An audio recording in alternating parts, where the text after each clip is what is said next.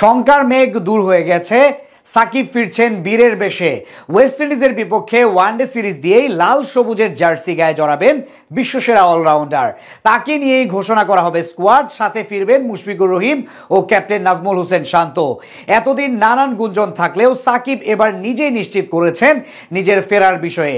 সব মিলিয়ে সাকিবকে নিয়ে কেমন হতে পারে ওয়েস্ট ইন্ডিজের বিপক্ষে স্কোয়াড, সেটাই জানবো রিপোর্টে। বর্তমানে বাংলাদেশ ক্রিকেটে সবচেয়ে অনিশ্চয়তার নামটা বোধ হয় সাকিব আল হাসান। টেস্ট ও টি-20 থেকে অনেকটা নীরবেই সরে গেছেন। ব্যাট ও বল হাতে ওয়ানডে ক্রিকেটে ফিরবেন কিনা তা নিয়েও ছিল কুয়াশাচ্ছন্ন পরিস্থিতি, কিন্তু এবার জানা গেল আশার বাণী। নিন্দুকদের বুড়ো আঙুল দেখিয়ে কঠিন সিদ্ধান্ত নিয়েছেন সাকিব আল হাসান। সামনে ক্যারিবীয়দের বিপক্ষে সিরিজেই টাইগার জার্সিতে দেখা যাবে বিশ্বসেরা অলরাউন্ডারকে। তাকে নিয়েই এবার শক্তিশালী স্কোয়াড গড়ছে নির্বাচক প্যানেল। দেশের ক্রিকেটে এ যাবৎকালে সবচেয়ে বড় নাম সাকিব আল হাসান। প্রায় 17 বছর ধরে দেশ তো বটেই, বিশ্ব ক্রিকেটে অলরাউন্ডার হিসেবে একক আধিপত্য বিস্তার করেছেন তিনি। ব্যাট ও বল হাতে অনেক জয়ের উপলক্ষ এনে দিয়েছেন বাংলাদেশকে, কিন্তু সবশেষ কয়েকটা মাস ধরে একদমই বাজে সময় কাটাচ্ছেন বাহাতি অলরাউন্ডার। এর মাঝে টি-20 ক্রিকেট থেকে অলিখিত বিদায়ের ঘোষণা দিয়েছেন। টেস্ট ক্রিকেট থেকেও এক প্রকার সরে দাঁড়িয়েছেন বিশ্বসেরা অলরাউন্ডার।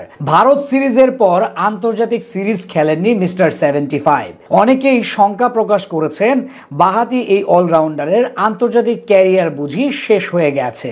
যদিও সাকিব জানিয়েছেন জাতীয় দলে দ্রুতই ফিরতে যাচ্ছেন তিনি, অর্থাৎ এখানেই শেষ নয় সাকিব অধ্যায়।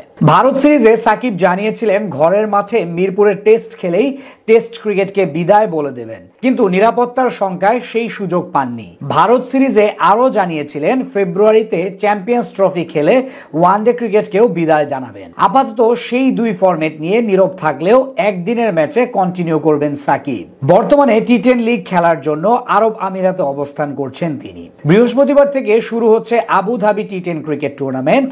বুধবার 10 দলের অধিনায়ককে নিয়ে আয়োজন করা হয়েছিল প্রেস মিট। সেখানেই এক সাংবাদিক বাংলা টাইগার্সের অধিনায়ক সাকিব আল হাসানকে প্রশ্ন করেছেন এভাবে, সাকিব ভাই, আপনাকে জাতীয় দলের জার্সিতে কবে দেখতে পারবো? সাকিবের ঝটপট উত্তর ছিল এই টুর্নামেন্টের পরেই। অর্থাৎ সাকিবের উত্তরেই বোঝা যাচ্ছে টি-10 শেষ করেই দলের সঙ্গে ক্যারিবীয় দ্বীপে যোগ দিবেন তিনি।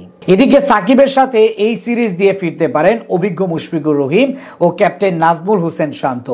আফগান সিরিজের প্রথম ম্যাচে হাতের ইনজুরিতে পড়েন মুশফিক, এরপর তা নিয়ে দেশে চলে আসেন তিনি। আর দ্বিতীয় ম্যাচে ইনজুরিতে পড়েছিলেন নাজমুল হোসেন শান্ত, যার সুবাদে তৃতীয় ম্যাচ খেলেননি টাইগার কাপ্তান। তাদের ছাড়াও স্কোয়াডে ফিরছেন লিটন কুমার দাস, এছাড়া জাকের আলী, অনিক, সৌম্য সরকার ও তানজিদ তামিমরা তো আছেনই।